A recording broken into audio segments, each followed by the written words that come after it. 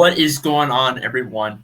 Welcome to the very first episode of the Man Hour Talk Broncos edition. This is your host, Nate the Great. This is, again, I said this is the very first episode. So to start things off, I'll go ahead and talk about what to expect. These are not usually like some of my other shows, which I'm not going to advertise right now. But usually these are just going to be one topic shows. They're just you talk about one. I'm going to be talking about one topic, and then boom, that's the end of it. It's going to be short, maybe 15 minutes at most. And there will be a lot of guests lining up along the way. When the NFL season starts, I already have 3 guests coming up that will be talking about their particular NFL team as they go off and face the Denver Broncos when the preseason lines up. But as for this show, I'm going to go ahead and, this show, I named it 3 Broncos players who are probably a good idea to keep an eye on. But I don't think that they're probably not going to end up getting the starting position. To name the very first one, Melvin Gordon, running back, Denver Broncos. New head coach, Nathaniel Hackett, which means that there's going to be a new scheme. A lot of players struggle with learning under a new scheme. But Melvin Gordon, he's a veteran, age 29. Played with the Chargers, our division rivals, for a little bit, but then got signed by the Broncos about, it's been 3 years ago now? He probably is going to bring a lot to the locker room. I don't think he's going to end up getting the starting position, though. It's because Nathaniel Hackett said that there's going to be 11 players on the offense, which means that they're probably going to stick it so where it's one tight end and one running back. The running back's probably going to be given to the younger guy in Javonte Williams, which he will probably get most of the rushes, probably about 60% of the game, and maybe give it to Melvin Gordon for the other 40%. Now, running backs, usually the one bad thing is running backs do often get hurt easily. So if Javonte Williams gets hurt sometime without this season, knock on wood, because I really don't want that to happen right now, maybe give it. It's probably going to be given. The starting position is probably going to be given to Melvin Gordon. But that's the only way I can see him getting that starting job. And that's just only for a couple of games until Javonte Williams comes back from an injury.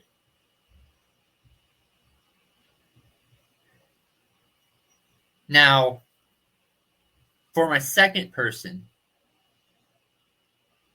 look at KJ Hamler. KJ Hamler, wide receiver, same team. He can stretch the field. He can, and he's also very fast. Hold on, sorry about that. Okay, so he's also very fast, but Denver also has a lot of other really good wide receivers to look out for. Courtland Sutton, Tim Patrick, Jerry Jeudy. So I really don't think he's going to be get in that starting position. In fact, KJ Hamler only played in 4 games last year.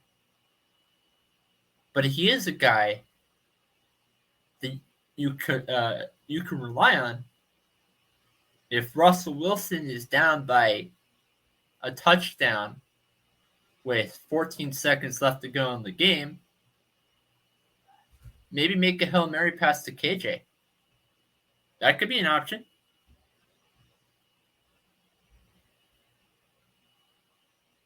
He's probably one of the fastest wide receivers on the team. Now that going to the last one. Going to the last one, which is kind of a little tricky. Edge rushers. Actually, I need to take that down because I already talked about KJ Hamler. Nick Bonito. Nick Bonito was drafted into the position. Now, edge rushers is really what they struggled, but that's because Von Miller got traded to. Von Miller played for the first half of the season, but he was hurt ever since the Cleveland Browns game. He's been hurt ever since that moment. Broncos trade him. Now he played for the Rams, finished off the season, won the Super Bowl with the Los Angeles Rams. They bring in Randy Gregory this offseason. Talent-wise, I don't think I would have gone with Von Miller. But I am a little bit worried about Von when it comes to him playing in a colder air. Playing in colder weather, it's going to hurt as players get older. So I really think that maybe leaving the Los Angeles Rams for on Von Miller's side of things wasn't really the best idea for him. Now, signing with the Bills, I don't like the option for Von, but I love the option for Buffalo, and I know it's kind of tricky, but I'll explain that in another episode. They bring in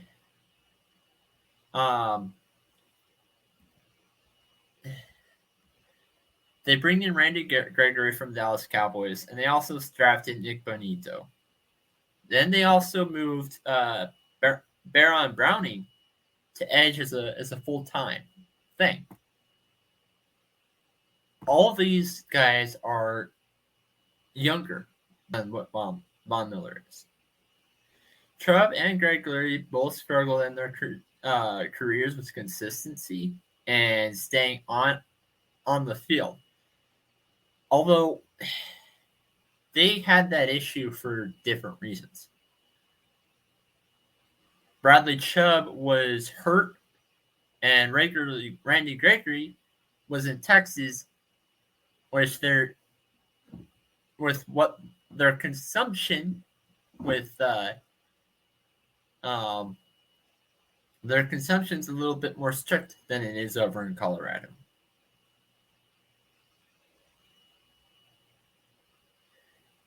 Nick Bonito, as of right now, he is more used as a pass rush specialist. He has got to get stronger. His speed and ability to get the quarterback is evident. Bonito would give Denver another solid option as one of the projected starters if, say, Bradley Chubb gets hurt. If Randy Gregory does something stupid. Boom, there goes Nick Bonito. You look at Malik Reed, Jonathan Cooper, and Stephen Weatherly, tried their best at that spot. but their best was simply not good enough for the team to maintain an adequate pass rush presence. Bring Nick Bonito in the mix, Denver Broncos would rest easily knowing that they have a good backup if something were to go wrong for either one of those two guys. And so that pretty much sums up episode 1, 11-minute mini segment. Pretty much expect more from this episode as time goes on, from this show as time goes on. And this has been Nate the Great signing out, and we'll see you soon. I'll see you soon.